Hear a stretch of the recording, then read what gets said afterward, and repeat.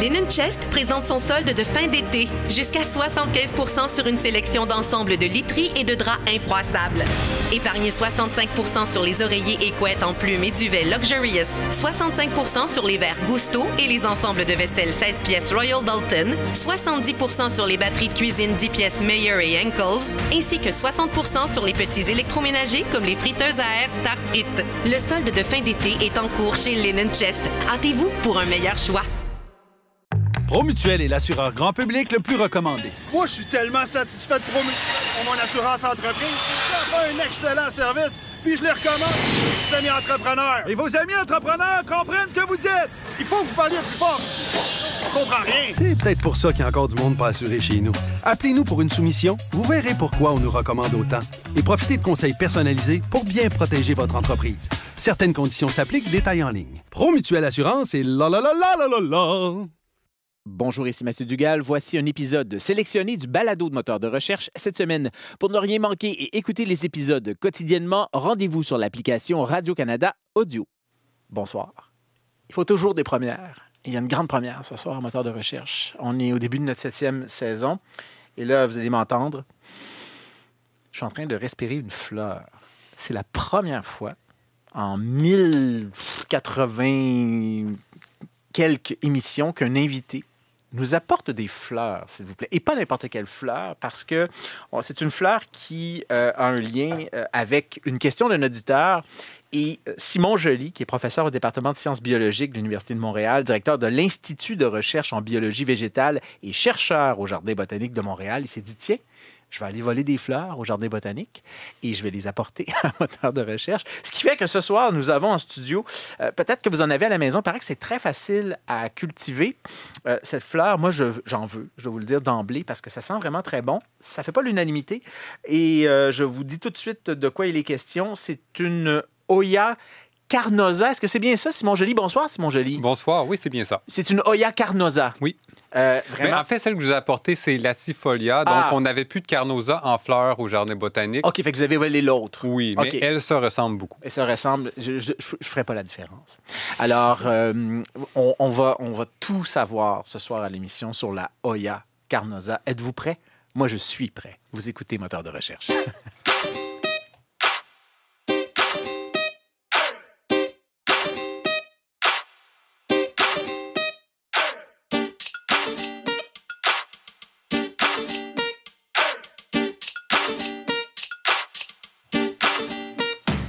Et ce soir, en moteur de recherche, on répond à vos questions en sciences, santé, technologie, environnement, consommation. Ben oui, on va tout connaître sur la Hoya carnosa, une fleur magnifique, la pollinisation, comment s'en occuper dans son salon, en tout cas, bref, tout ça. Et aussi la question de la senteur la nuit. Il paraît que ça sent plus fort la nuit, cette fleur-là. Pourquoi ça apparaît dans notre visage quand on est fatigué? Et pas dans notre coude. Non, mais je cite notre invité. Pas notre invité, notre courriel. Est-ce bientôt la fin de nos ressources en métaux? Coudé royal, chevaux vapeur, à quoi correspondent vraiment ces unités de mesure? Et un centre commercial peut-il être éco-responsable?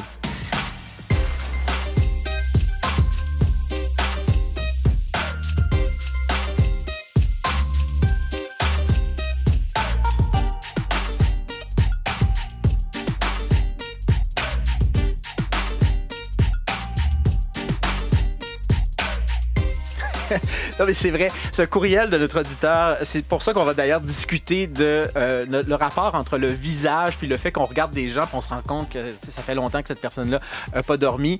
Et je vais quand même citer notre auditeur. Moi, c'est de l'humour qui me fait beaucoup rire. C'est Sébastien Greffard, alors à tout seigneur, tout honneur, qui nous a envoyé ce courriel il y a quelques temps. Il dit « On dit jamais, ouais, je te regarde les coudes, là, puis pour moi, t'as pas trop dormi. » Non, mais... Alors, pourquoi ça nous paraît dans le visage, ce manque de fatigue? Celui que vous entendez roucouler, ricaner, c'est notre mathématicien en résidence, Jean-François Gagnon. Bonsoir. Bonsoir. Je viens de regarder les coudes de tout le monde, là, Mathieu. Ah? C'est pas super beau. La peau d'un coude, hein, disons que c'est pas avec ça qu'on séduit. Non. Non? Non? Oui? La mienne est particulièrement pas belle. Là. Je ne sais pas ce qui en est pour vous. En tout cas, si les gens me regardent les coudes, c'est sûr que j'ai l'air de ne pas avoir dormi.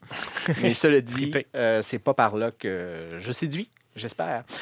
On a également Aurore Courtier-Boineau. Bonsoir, Aurore. Bonsoir, Mathieu.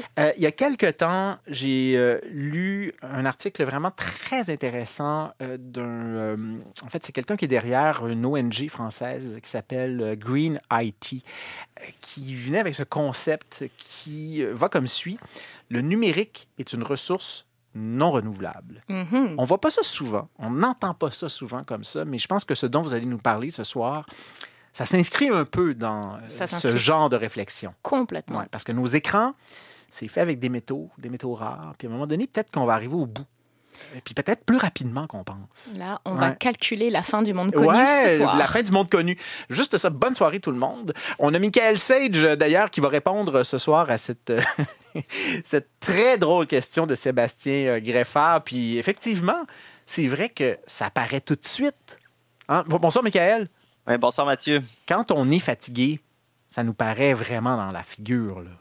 Oui, puis je suis très content de ne pas être avec vous en studio aujourd'hui. En fait, je suis très déçu, mais si j'avais été en studio avec vous, vous auriez remarqué que j'ai eu une nuit terrible ça paraît dans mon visage. C'est la faute à Adrien? Oui, vivement les enfants. On les aime. Ben oui, on les aime, puis tout le monde passe par là. Alors, ou presque tous les parents passent par là. Il est très chanceux, votre petit Adrien. Et on va en discuter plus en détail tout à l'heure. Il y a Simon Joly qui est avec nous ce soir, qui est un spécialiste de la rose. Les roses sauvages, c'est votre doctorat, ça? Oui, bien, ça fait longtemps que je les étudie plus, mais oui, c'était jadis mon sujet de prédilection. Bien, je le rappelle parce que si vous avez toutes sortes de questions sur les roses sauvages, imaginez, on a un docteur en roses sauvages. Fait que lâchez-vous lousse. Alors voilà, c'est le programme à moteur de recherche ce soir. Sans route, sans risque, sans fatigue, dans la boue, dans le sable, dans l'eau, à travers gué, à travers champs, elle passe partout, elle vous conduit partout, la 2 chevaux Citroën. La douche, hein? Et vous savez que c'était pas vraiment des chevaux vapeur, hein? C'était des chevaux fiscaux.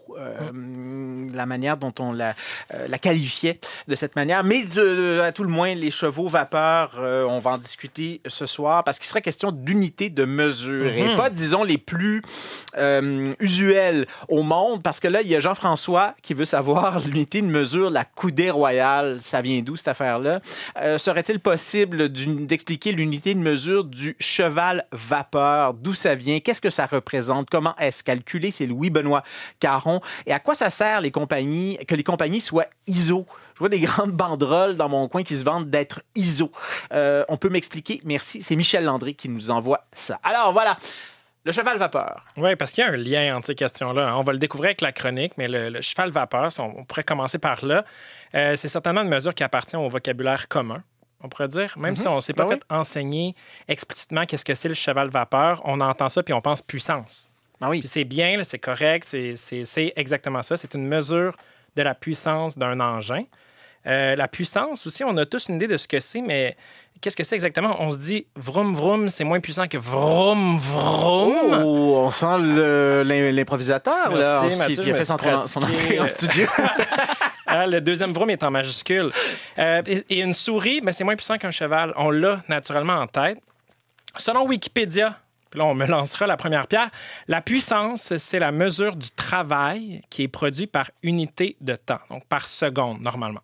Autrement dit, si j'ai 2 engins qui réussissent à effectuer le même travail, le plus puissant, c'est celui qui peut le faire le plus vite. Les matheux vont vous dire que la puissance, c'est la dérivée du travail, mais bon, qu'est-ce qu'ils savent, eux autres? Effectivement, d'ailleurs, on les salue. On les salue, ben pareil, oui, c'est ça, pareil, ils sont on là. les aime pareil. Et là, on peut retenir du cheval vapeur que c'est l'unité de mesure de la puissance. Juste pour se donner une idée, là, un moteur de souffleuse, environ 10 chevaux vapeur. Ah, ça nous place. Placez ça dans votre petit tiroir de la mémoire, là, puis apprenez ça pour le restant de vos vies. Ça vient d'où, les chevaux vapeur? Ça vient d'où, hein? Ça doit venir de quelque part. Mais sans grande surprise, le cheval vapeur, ça a été inventé vers la fin du 18e, dis-je, pour comparer les nouvelles machines à vapeur de la révolution industrielle à la puissance plus connue des chevaux de trait. Parce que quand on veut convaincre un futur client encore réfractaire à la modernité de s'adonner à la vapeur, mais il faut le comparer à quelque chose qu'il connaît, puis la comparaison au cheval s'imposait d'elle-même. Tu vas pouvoir remplacer 3 chevaux par cette machine-là. Fait que là, tu fais tes petits calculs, puis tu vois si c'est rentable. Ça soulevait quand même là, une très bonne question que vous avez peut-être en tête. Comment est-ce qu'on définit la puissance moyenne d'un cheval? De tous les chevaux, même. Bien entendu, le froufrou dans les Aristochats n'a pas la même puissance que Maximus dans Réponse. Que dire de Shadowfax ou de Pégase? Quel spectre équin! un défi de mesure qui est quand même impressionnant. Puis là, il y a plusieurs personnes à l'époque qui se sont prêtées au jeu difficile de déterminer la puissance moyenne d'un cheval. Les valeurs obtenues étaient très, très variées, là, aussi variées que les façons de les obtenir. On allait de 30 000 à 60 000. Bon, ça variait, mais James Watt, sauveur, arrive en 1782, envoyé par Dieu le Père, et là, il dit... un cheval vapeur, ça va être 44 742 joules d'énergie produite en 1 minute. Il va dire, c'est ça qu'un cheval, ça fait. Il appelle ça le cheval vapeur et l'histoire est écrite. Merci, bonsoir. Est-ce qu'il a terminé son affirmation par final bâton? L'histoire ne le dit pas, mais sûrement. Peut-être. Sûrement. Mais est-ce que ça tient encore 200 ans plus tard, cette mesure? Parce que ça a été mesuré avec les moyens du bord. La revue Nature a publié en 1993 une étude des puissances moyennes des chevaux pour voir est-ce que c'est valide, ça, là, un cheval vapeur. Et oui, c'est valide. C'est bien la mesure moyenne de puissance d'un cheval, avec une petite marge d'erreur, on pourrait dire, mais sur une période prolongée, quand le cheval fait un effort sur une longue période. Confirmant ainsi l'approximation qui datait quand même de 200 ans, sans moyenne numérique. C'est impressionnant. Bravo. Petit bémol sur le cheval vapeur, cela dit, il n'y a pas la même valeur dans le système impérial que dans le système métrique. Encore les Anglais. Les Américains surtout. Oui, surtout. Puis vous avez dit au début de la chronique qu'il y a d'autres mesures du cheval vapeur en finance, par exemple. Il y en a aussi en hydraulique. C'est pas les mêmes mesures. Fait que ça en fait une mesure qui est peu utilisable quand on veut communiquer. Heureusement, le cheval vapeur, c'est pas la mesure métrique officielle de la puissance qui, elle, est le watt. Le watt, en l'honneur de ce même James Watt. Donc, comparer les choses aux chevaux, moi, je coterais ça, Mathieu, 3 sur 10 sur l'échelle des mesures loufoques. C'est l'échelle du gagnon. La fameuse échelle du gagnon. Exact. Oui. Ben, là, maintenant, ça, j'ai très hâte d'avoir cette réponse. La coudée royale. Ouais. Ça a l'air plus cool que c'est. Ouais. Hein? En tout cas, ça se dit bien. Ça se dit bien, ça se place bien dans une 1000 phrase. coudées royales, gang. Oui. On part. Exact. C'est pas si long, finalement, 1000 coudées royales. En fait, c'est une mesure de distance. On l'aura compris. Ça a été utilisé dans la construction des pyramides. À quelques endroits, on y fait référence aussi dans la Bible. Ça a bien fonctionné. Ça tient à date, en tout cas. L'Arche de Noé, elle a été définie en coudée royale. Chaos, dans une de ses chansons, parle de cubit. C'est la coudée. Une coudée, c'est la distance du coude au doigt. Puis c'est assez fréquent là, d'utiliser des parties du corps pour des mesures comme le pied, le pouce. On va transformer la coudée en coudée royale lorsqu'en Égypte antique, on ajoute la paume du pharaon régnant à la coudée régulière. Alors, ça nous en fait une mesure qui change à chaque nouveau dictateur. Oui. J'ai dit dictateur. Oui. Je l'assume. Ils en étaient. Ils en étaient. Oui. Et c'est lourd, parce que faire si les dieux choisissent un pharaon sans bras? La question est valable. Indice, donc, de mesure loufoque. Là, je la cote à 5 sur 10, la coudée royale. Oh, ça commence à scorer sur l'échelle du gagnon. Ça grimpe.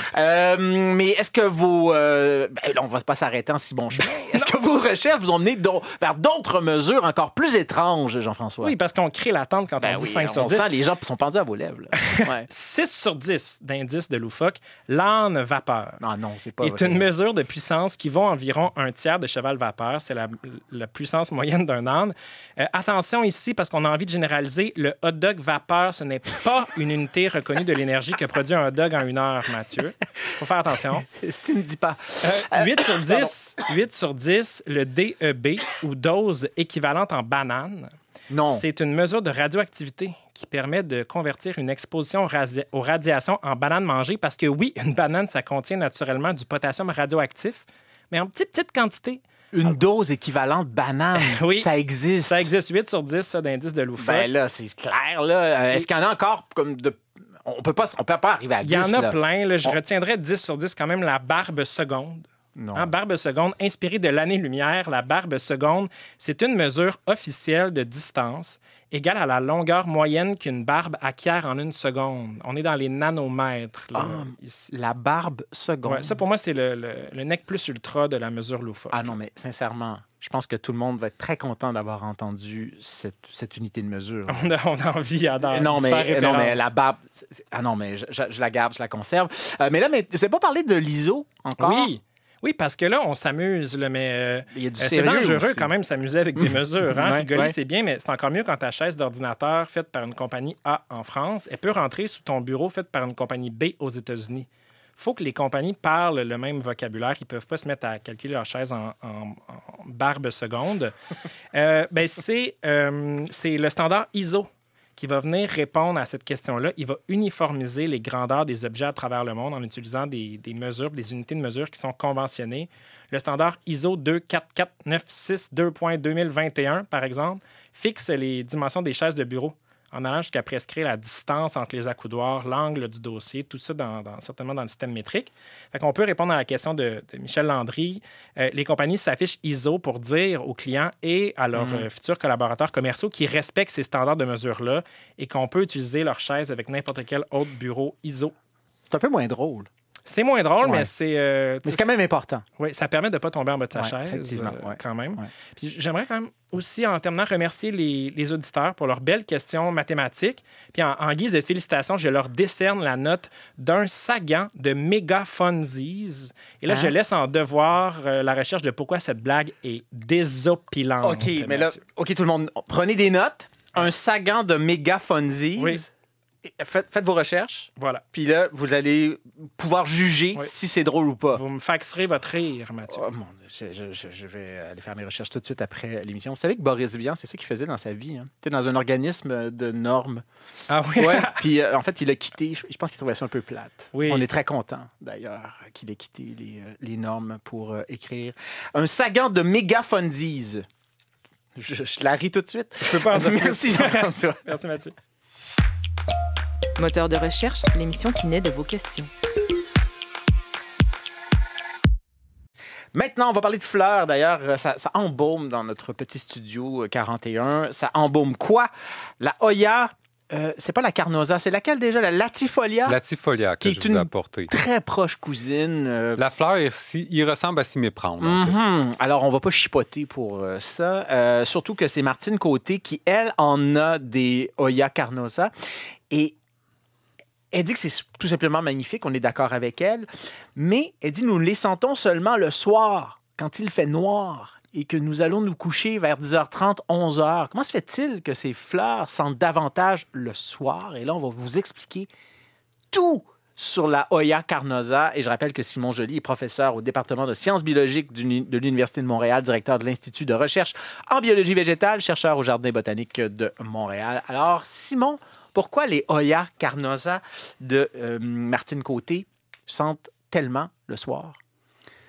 Bien, c'est une stratégie pour attirer leurs pollinisateurs. Donc, ça nous donne déjà un indice, en fait, de quel type de pollinisateurs peuvent polliniser ces fleurs si l'odeur est émise la nuit. Donc, on peut se dire que c'est probablement pas un pollinisateur qui agit le jour. Diurne. Mais en fait, est-ce qu'on la trouve à l'état naturel ici ou il faut vraiment les loin? Non, la plupart des Hoyas sont dans la région de l'Asie du Sud-Est. C'est une plante des milieux tropicaux. La Hoya Carnosa, en fait, on la retrouve, elle a une distribution qui est assez grande. On la retrouve jusqu'au Japon, au nord, dans les îles où il y a des climats subtropicaux. On la retrouve aussi en Chine et jusqu'au Vietnam, par exemple. Donc, elle a une grande distribution. Et quels sont justement ces pollinisateurs nocturnes qui vraiment en pincent là, pour cette Hoya? On peut penser peut-être aux papillons de nuit? Exactement. Ouais.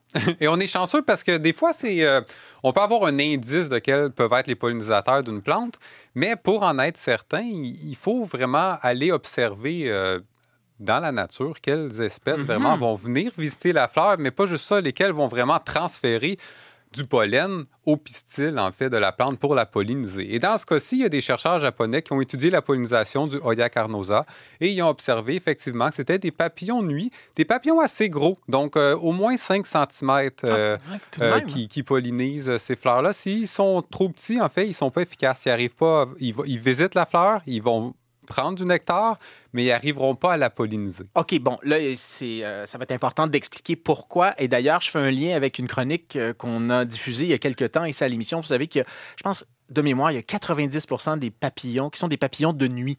C'était Jessica Forêt qui nous disait ça, notre spécialiste. On a l'impression que les papillons, c'est diurne, mais c'est parce que les nocturnes, on les voit presque jamais. Et donc, bon, c'est ça. Peut-être c'est aussi cette spécialisation de cette fleur qui profite du fait qu'il y en a davantage. Mais pourquoi est-ce que ça prend un gros papillon pour polliniser la Hoya carnosa? Donc, ce que j'ai beaucoup aimé de la question, en fait, c'est on peut penser que cette fleur, elle est très belle. D'ailleurs, on l'appelle la fleur de porcelaine ou plante de cire à cause de son apparence un peu lustrée. Mm-hmm. Et la fleur est très particulière. Mais ce qui est intéressant, c'est qu'en fait, elle possède beaucoup de caractéristiques qui sont partagées avec nos asclépiades que l'on trouve au Québec. Et c'est intéressant parce qu'en parlant un peu de la façon qu'elle est faite, ça nous aide aussi à comprendre un peu nos fleurs d'asclépiades là, qui partagent, en fait, les deux, on partage un ancêtre commun d'il y a environ 40 millions d'années. Et donc, ils partagent beaucoup des caractéristiques au niveau de la fleur là, à cause de cet ancêtre commun. Et les deux sont très odorantes, d'ailleurs, les asclépiades. Je ne sais pas si vous avez déjà senti ça. Ça sent vraiment bon. Là. Oui, très bon. Donc, là, j'ai apporté des fleurs en studio. D'ailleurs, si je ne veux pas avoir de lettre de blâme demain, je veux spécifier que je n'ai pas volé les plantes, mais on me les a données. Vous savez que c'est une boutade. Hein? Oui, on essaie de, je sais pas, de rendre... Mais on me les a données de façon très volontaire. C'est d'ailleurs Marie-Pierre Lapointe, qui est l'horticultrice des plantes succulentes au Jardin botanique, qui me les a données, qui est d'ailleurs, elle me confie qu'elle est une grande auditrice de l'émission. Donc, sachez, Mathieu, qu'on vous écoute pendant qu'on s'occupe des plantes au Jardin botanique. Aussi là! Il y a des gens qui nous écoutent pour s'endormir en faisant la vaisselle et aussi en s'occupant des plantes au Jardin botanique. On est très contents de ça. On va expliquer, parce que nous, on est très chanceux, on en a dans nos mains. On va expliquer un peu comment ça fonctionne. C'est des gros pétales, c'est très cireux, c'est petit également. Oui, je dirais que c'est comme si on avait deux étoiles qui étaient superposées. Une étoile qui était plus grande, une étoile blanche. Puis à l'intérieur, il y a une autre étoile qui est comme... Il y a une petite rotation pour que les pointes de la plus petite étoile arrivent dans le creux de l'autre étoile. En fait, je disais que c'est des gros et petits. En fait, c'est qu'ils sont comme épais, cireux. C'est à peu près gros comme, disons, le diamètre d'un ongle. Oui, c'est à peu près 2 cm environ, les fleurs de Hoya. Mais ce qui est incroyable, c'est que les vrais pétales, en fait, c'est la grosse étoile. Donc, j'encourage, en fait, les auditeurs à aller chercher sur le web de voir à quoi ressemble une fleur de Hoya si vous en avez jamais vu. Et l'étoile, en fait, interne, ce ne sont pas des pétales. Et là, c'est tout l'intérêt de cette plante. C'est une structure qu'on appelle le gynostésium. En fait, c'est un organe qui est composé des structures mâles et femelles combinées. Et en fait, pour être plus précis, l'étoile, le blanc interne, c'est fait avec les filaments de l'étamine. Donc, les étamines, vous savez c'est quoi? C'est le pollen qui est retenu sur un long filament. Et ce filament-là, normalement, il est très fin, il est très sur la plupart des fleurs, mais ici, il est développé dans cette forme d'étoile, en fait, qui est très spéciale. C'est l'étoile dans l'étoile qui sont les étamines. Là. Exactement. Et là, à l'intérieur de cette structure, on a les organes reproducteurs femelles et mâles. Et ce qui est assez spécial, c'est que entre, en fait, si on veut, les pointes de la petite étoile à l'intérieur, des filets d'étamine, il y a des petites fentes. Et là, on s'en va dans le trait microscopique. C'est un peu plus facile à voir sur les asclépiades, mais sur les Hoya, c'est vraiment très petit. On ne les voit pas vraiment bien à l'œil nu, mais il y a des fentes dans lesquelles se trouve le pollen. Mais en fait, les fentes, c'est comme une sorte de piège. Puis là, quand le papillon de nuit va aller se promener sur les fleurs pour aller boire le nectar se trouve en fait entre les deux, coincé un peu entre les deux étoiles. Quand il va se promener, la patte va parfois glisser et en remontant, il va passer dans la fente. Et quand il va faire ça, il va accrocher, en fait, les étamines qui sont insérées dans une sorte de sac qu'on appelle une pollinie, un peu comme on trouve chez les orchidées. Oui. Ils ont la même stratégie un peu de mettre tout le pollen dans des gros sacs. En fait, ils sont très petits, les sacs, c'est presque microscopique. Et donc, le sac de pollen va rester accroché sur les pattes du papillon. Et le papillon, en se promenant sur d'autres fleurs, Si la même patte se retrouve à être encore une fois insérée dans la même fente, le sac de pollen va rester pris dans cette autre fleur. D'où l'importance, comme vous nous le disiez, d'avoir un gros papillon comme bien musclé, parce que les petits n'auront pas la force d'insérer leurs pattes dans cette fente. Oui, puis ils n'arriveront pas en fait à tirer puis à retirer le sac de pollen de la fleur. Et donc, c'est pour ça que le papillon doit avoir une certaine force, à être assez gros pour être capable de polliniser efficacement là, les fleurs de Hoya. C'est une fleur qui a un parfum très particulier. On aime ou on n'aime pas. Certaines personnes disent que ça sent un peu un côté chocolaté, qui est quand même assez capiteux. Est-ce que cette odeur, elle permet aux pollinisateurs de repérer les fleurs? Parce que là, c'est la nuit. Oui, est-ce que ça les aide? Exactement. Donc, on peut penser qu'il y a beaucoup de fleurs, en fait, qui ont des stratégies d'attirer leurs pollinisateurs, les papillons de nuit, mais aussi les chauves-souris sont attirés souvent avec des odeurs qui sont très fortes et sont émises la nuit. Les fleurs sont plutôt blanches. C'est assez caractéristique aussi des fleurs pollinisées par les papillons de nuit parce que c'est beaucoup moins utile la nuit d'avoir des belles fleurs très colorées. Ouais. Et donc, oui, c'est une odeur qui est assez typique, si on veut, de la pollinisation par les papillons de nuit. Et la manière dont les fleurs se présentent également, il faut vraiment le rappeler si les gens n'en ont pas à la maison, c'est que ces petites fleurs, elles sont organisées dans une espèce de grosse sphère. Et donc, ça fait comme un tapis convexe de fleurs sur lequel les papillons vont aller marcher. Ça aussi, c'est une stratégie pour la pollinisation. Oui, parce que pour les papillons, on doit avoir une espèce d'espace où les papillons vont aller se poser. Puis les Hoyas, c'est un peu comme des fleurs d'asclépiade, mais à l'envers. Elles sont pendantes. Mais les papillons vont aller se poser, ils vont pouvoir se promener d'une fleur à l'autre.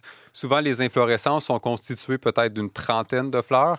Et donc, oui, ça fait comme une sorte de plateforme où les papillons peuvent se poser et se promener sur les fleurs. Donc, si ces fleurs-là, bon, il n'y a pas vraiment de papillons. En tout cas, on ne vous souhaite pas que vous ayez des papillons de nuit dans votre maison ou votre appartement. Généralement, pas une si bonne nouvelle que ça. Si on ne s'en occupe pas du tout, qu'est-ce qui va se passer? Elles vont simplement pas être fécondées, ça ne fera pas de fruits, ça va tomber, mais mettons qu'on ait un petit vite ou une petite vite, et là, on se dit, je vais tenter de faire de la pollinisation. Ça fait quoi le fruit du Hoya cardosa? Donc, le Hoya, ça vient de la famille des Apocinacées, la même famille que les Asclépiades.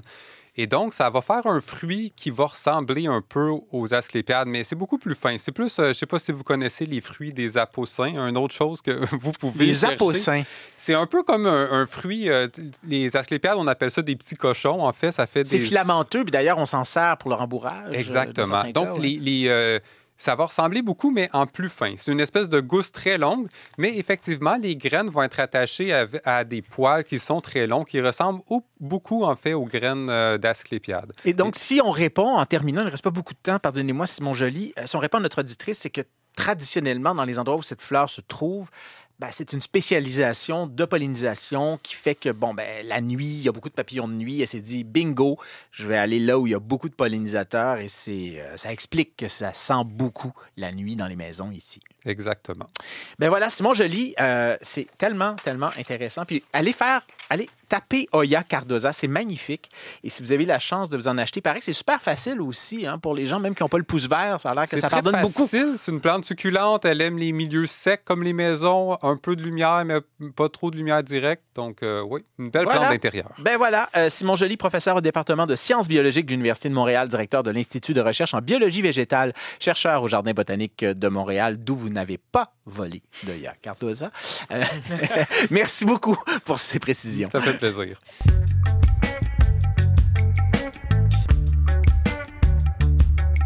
Moteur de recherche analyse pour vous le chiffre du jour. Est-ce bientôt la fin de nos ressources en métaux? Aurore Courtieu-Boineau va répondre à cette question tout à l'heure. Puis il y a Michael Sage qui va nous expliquer pourquoi ça nous paraît tellement dans la face quand on est fatigué. Auparavant, aujourd'hui, le chiffre, c'est plutôt un rapport. Donc, c'est 6 sur 9. Aujourd'hui, à Montréal, la plupart des médias ont couvert l'ouverture d'un centre commercial, le fameux Royalmont à Ville-Mont-Royal, un centre commercial de prestige et, rappelons-le, très contesté, où on va retrouver des bannières qui sont exactement les mêmes qu'on retrouve partout dans le monde, dans les centres commerciaux de prestige, comme à Dubaï, à Londres, à Tokyo. Des robes Gucci à 7 000 $, ça vous tente? Qu'on peut agencer avec un sac Vuitton à 4 000 $. Voyez le topo? Genre de choses qu'on peut acheter littéralement partout si on a le budget.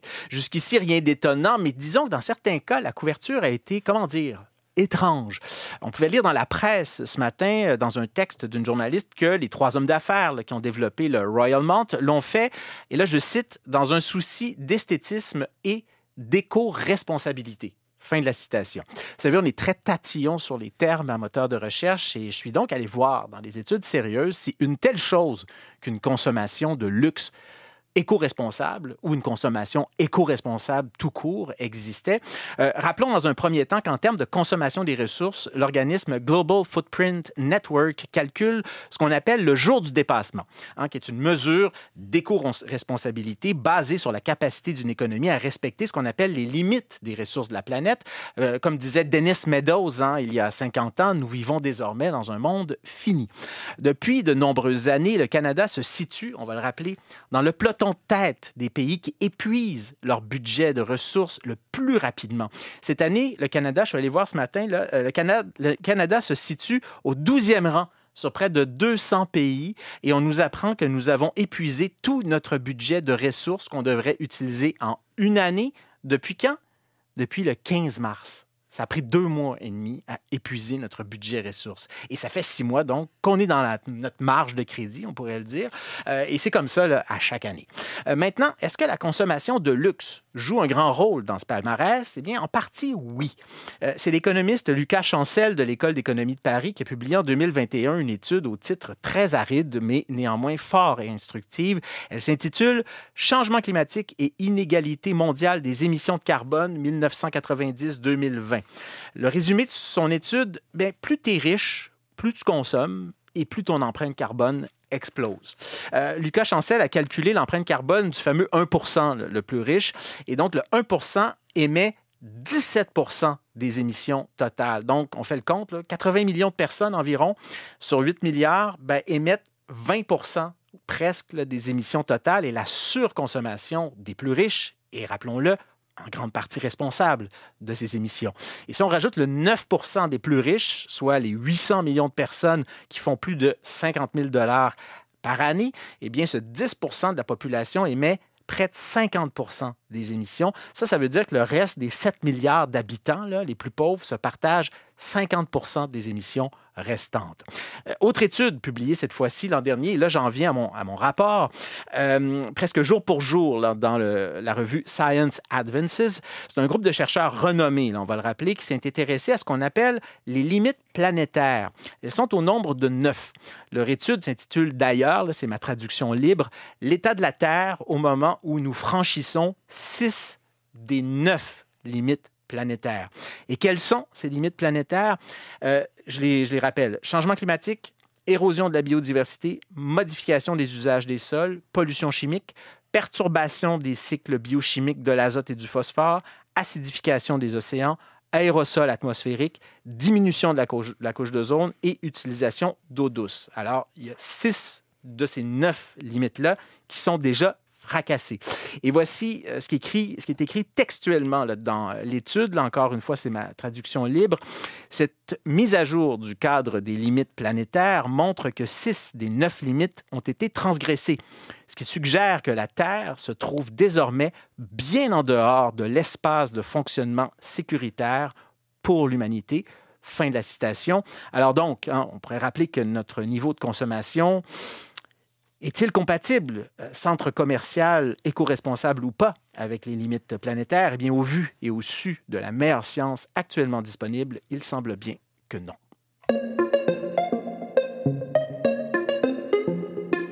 En sciences, en technologie, en santé et en environnement, Moteur de recherche répond à vos questions.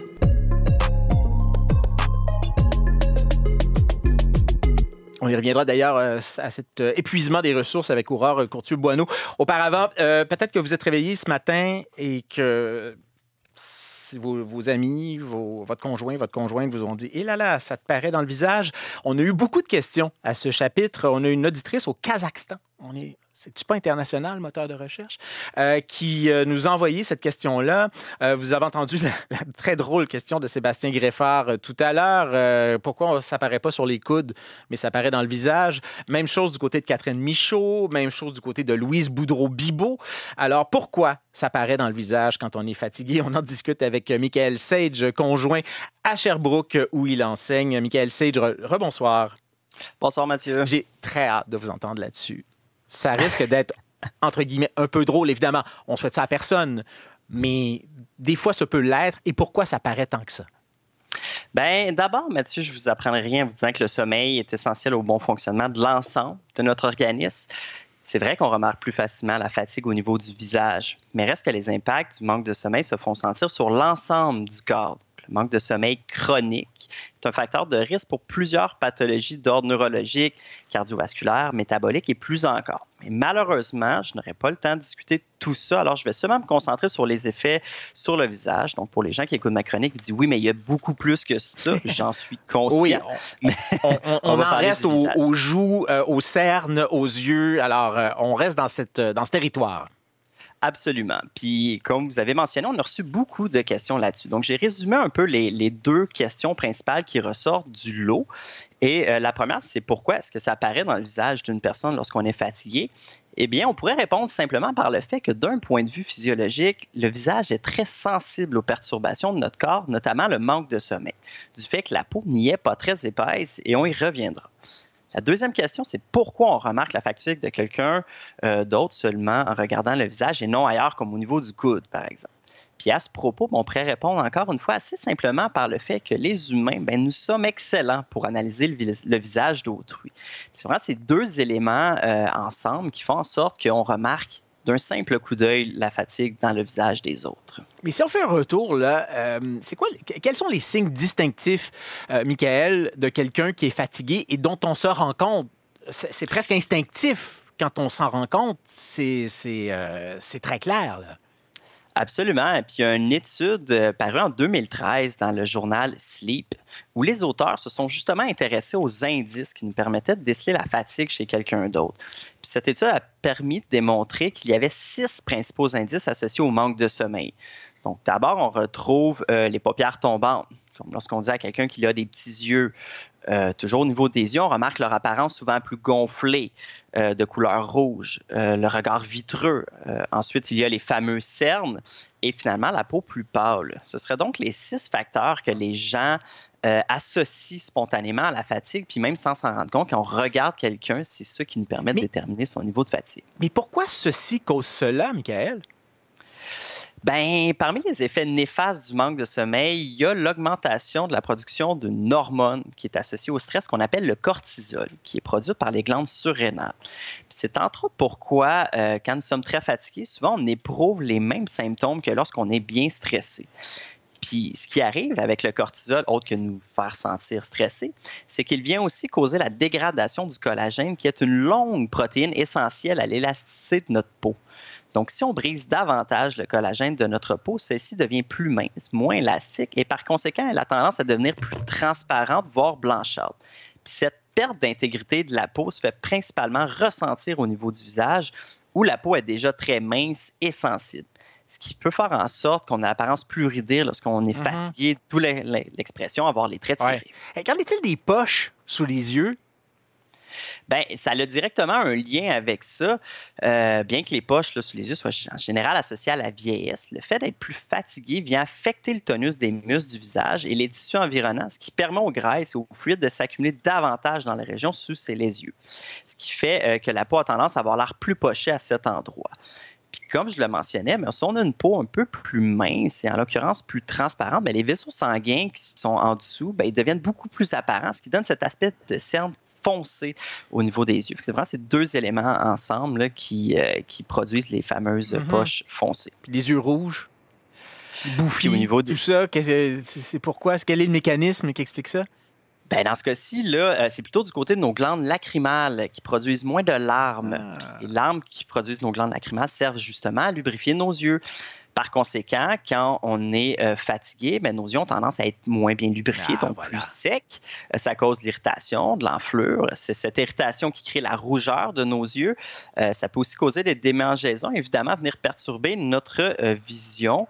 C'est aussi pourquoi on a souvent le réflexe de venir se frotter les yeux lorsque nous sommes fatigués. Le fait de frotter les yeux vient stimuler la relâche de larmes et donc aider à la lubrification. Bon, il va me trouver tannant, là, mais Sébastien Greffard, j'aimerais revenir à sa question.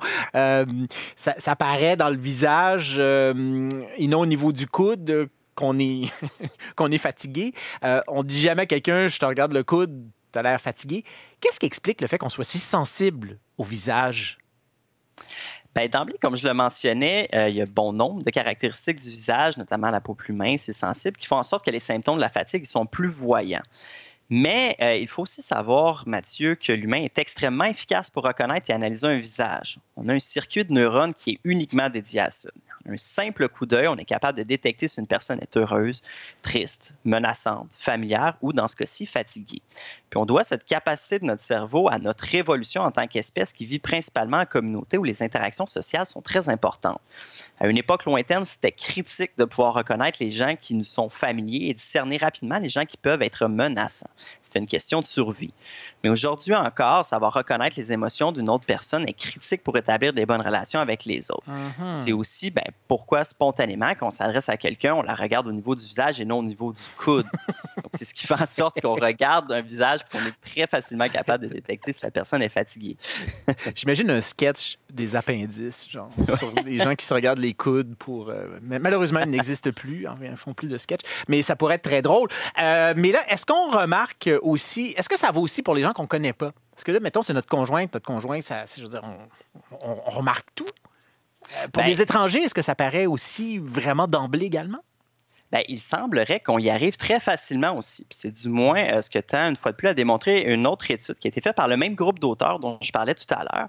Puis dans cette étude, ils ont utilisé 122 participants qui servaient de juges et qui devaient déterminer s'ils étaient enclins à socialiser ou non avec les gens seulement en regardant les photos de leur visage. Puis les visages qu'on leur présentait provenaient de gens qui avaient été photographiés après avoir dormi 2 bonnes nuits, donc environ 8 heures de sommeil par nuit, puis après avoir dormi 2 mauvaises nuits où ils dormaient environ 4 heures par nuit. Puis ce qui est fascinant, c'est que les résultats ont montré que les participants étaient généralement moins enclins à socialiser avec les gens qui ont moins bien dormi, donc qui avaient l'air plus fatigués. Non, mais là, on parle... Mais c'est terrible. Oui. Imagine, tu as méga mal dormi, puis les gens t'évitent. Oui, absolument.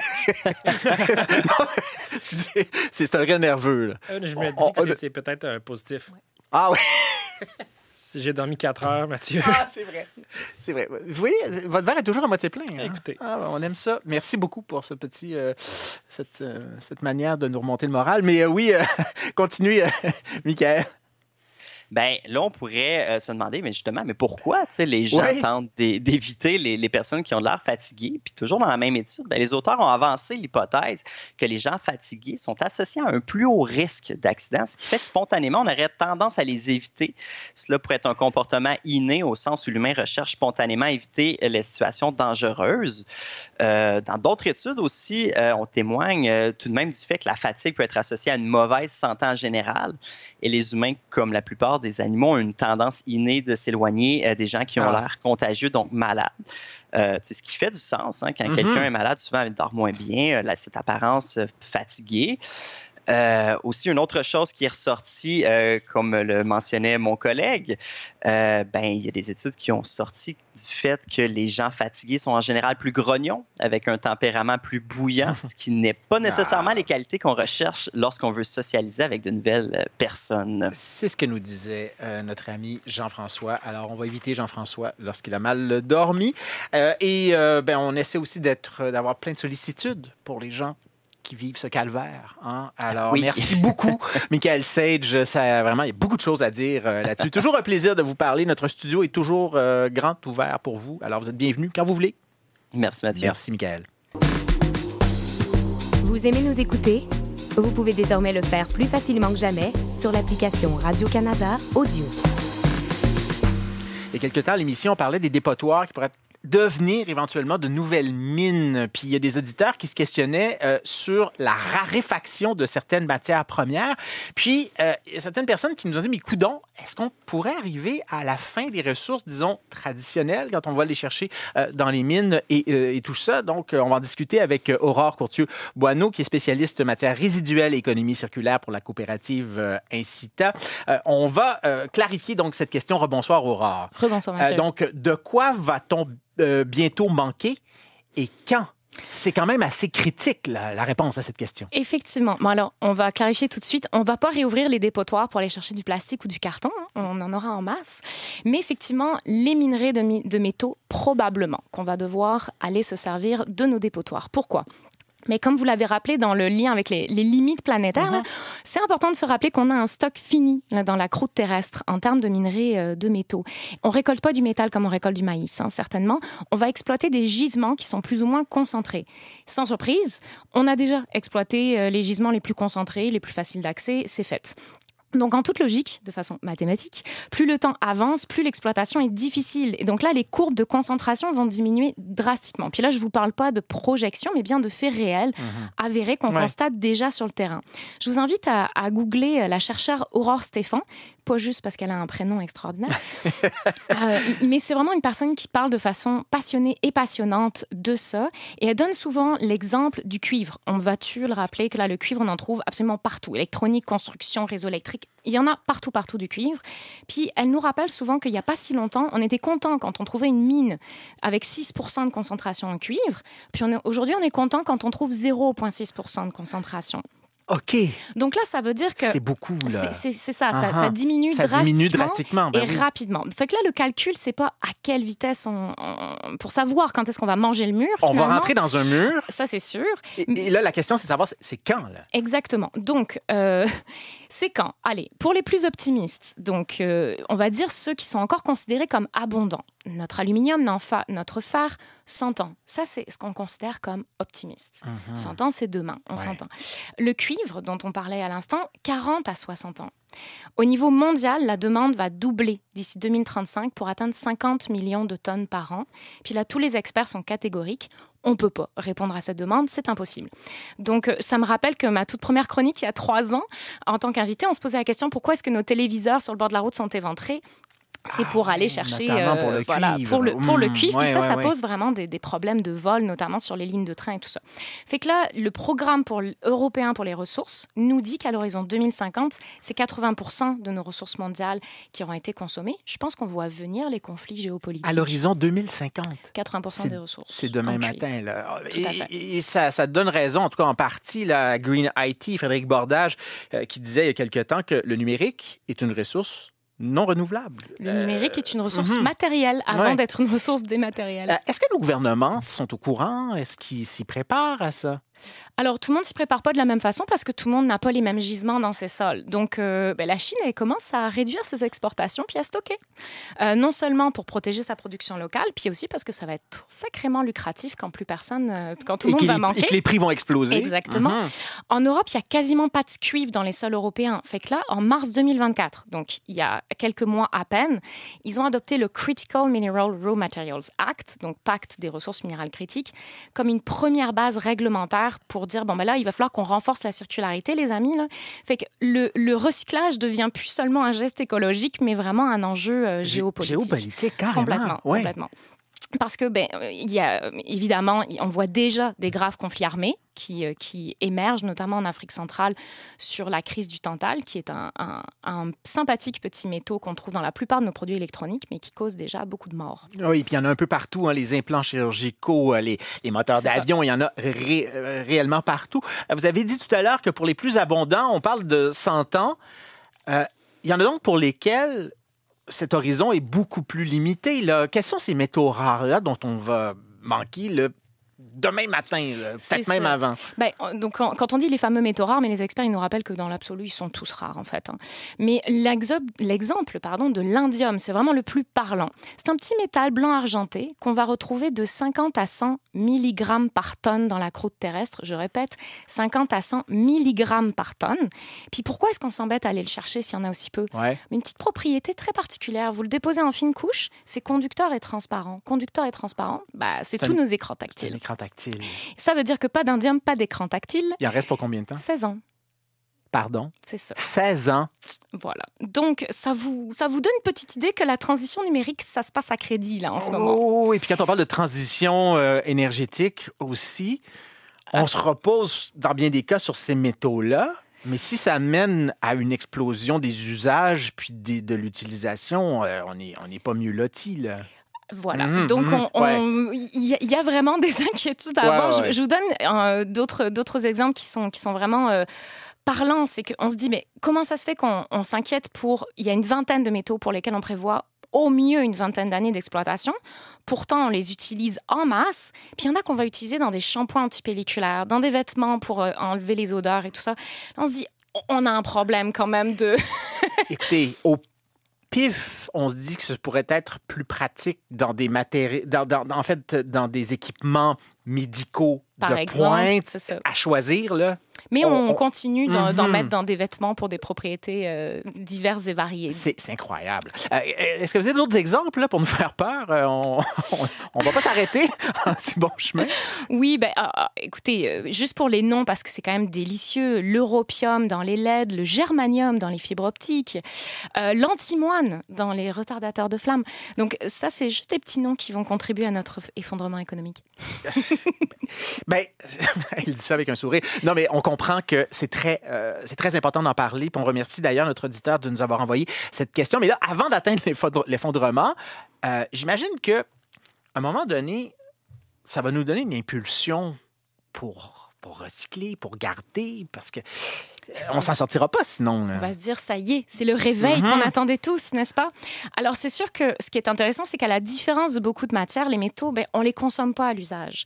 Donc, c'est sûr qu'un acier dans un bâtiment, dans n'importe quel, ou même dans votre vélo, il est toujours là, même si l'objet est détruit. Donc, ça revient à la question de départ. Est-ce qu'on va finir par puiser dans nos mines post-utilisation? Alors, Mathieu, par exemple, entre votre appartement, votre voiture... J'ai pas d'auto. Je savais qu'il y avait cette réponse, mais si on considère tous les réseaux de canalisation que vous utilisez, les ponts et chaussées, etc., que vous empruntez, juste à vous tout seul, comme chaque citoyen, vous représentez 14 tonnes de fer et une demi-tonne d'aluminium. Donc, on a un gisement comme un peu local qui n'a pas disparu, sur lequel on va essayer de compter. Mais physiquement, ce sera impossible de tout récupérer.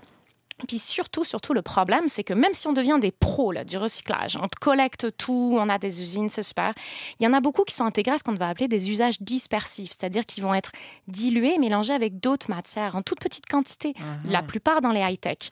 Donc au point que le recyclage va devenir impossible. Autre élément important, c'est que la chercheure de Polytechnique, Sophie Bernard, nous rappelle qu'à chaque gain environnemental, qui a une avancée sur le recyclage, par exemple, il y a aussi un bond de surconsommation. Donc l'un dans l'autre... Le paradoxe de Jevons, l'effet rebond. Exactement. Et puis, on va surconsommer parce qu'on a l'impression qu'on a la solution. Ouais. Bref, on s'en sort pas. Sobriété... les études sont très solides sur la sobriété un peu partout.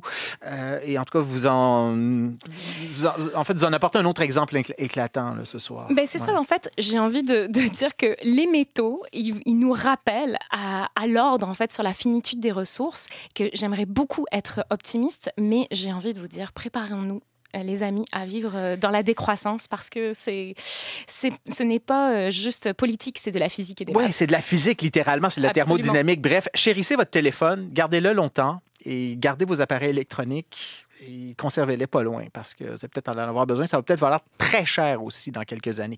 Merci beaucoup, Aurore Courtieu-Boineau, d'avoir répondu à cette question. Pas facile, mais essentielle. Merci. Merci. Les onglets de nos collaborateurs. On va commencer avec Michael. Michael, vous nous proposez... Il va le dire. Une série documentaire appelée « La vie continue », disponible sur Savoir Média. Oui, justement, ça porte sur les innovations québécoises en matière de dépistage et de traitement du cancer au Québec. La série se veut empreinte d'espoir, de sensibilité, tout en mettant de l'avant des chercheurs et des médecins de chez nous.